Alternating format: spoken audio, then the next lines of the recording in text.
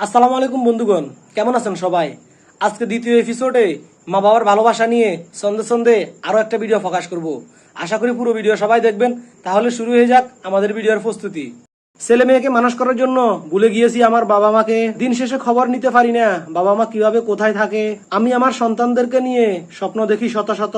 আমি আমার সন্তানদেরকে মানুষ করতে চাই আমি আমার মনের মতো, অথচ সেই সন্তানরাই ভুলে যাবে একদিন আমাকে, যেভাবে ভুলে গিয়েছি আমি আমি আমার বাবা মাকে। জীবনে চলার পথে অনেকবার বিপদের সম্মুখীন হয়েছি। কাছের মানুষ অনেক থাকা সত্ত্বেও শুধু বাবা মাকে ফাঁসে পেয়েছি। যাদের বিপদে আমি সহযোগিতা করেছি তারাও তো আমার বিপদে ছিল না। সত্যি একটা জিনিসে বুঝলাম, বিপদের সময় বাবা মা ছাড়া পাশে কেউ থাকে না এই দুনিয়ায়। বাবা মা যতদিন বেঁচে থাকে তাদেরকে করে নিও আপন। মা বাবাকে বিপদের সময় কাজে লাগবে, আর বাকি সবাই হবে বিজ্ঞাপন।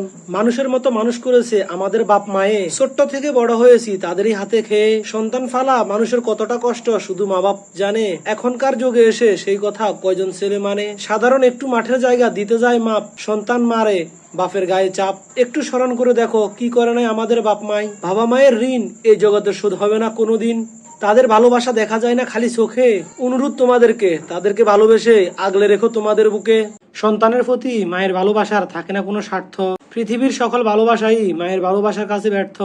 একমাত্র মা ছাড়া বলতে পারে না সন্তানের মনের ভিতরে কেমন অবস্থা। একমাত্র মাই বুঝতে পারে প্রবাসী ছেলের কি অবস্থা।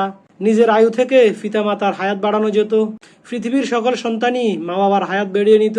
একটি গাছ ফল দেওয়া যদি বন্ধ করে দেয়, কখনো ওই গাছ আপনারা কাটবেন না। গাছ ফল দিতে না পারলেও আপনাদেরকে সীমাহীন অবিরাম ছায়া দিয়ে থাকবে। ঠিক সেইভাবে বাবা মা যদি বৃদ্ধ হয়ে যায়, কখনো বাবা মাকে অপমান অপদস্থ করবেন না। কারণ বাবা মা আপনাদেরকে টাকা পয়সা না দিতে পারলেও ঠিক মতো আল্লাহ তাআলার কাছে দোয়া নিয়ে এনে দিবে। তাই বাবা মাকে আমরা সবসময় যত্ন করি, বাবা মার প্রতি ভালোবাসা অর্জন করি।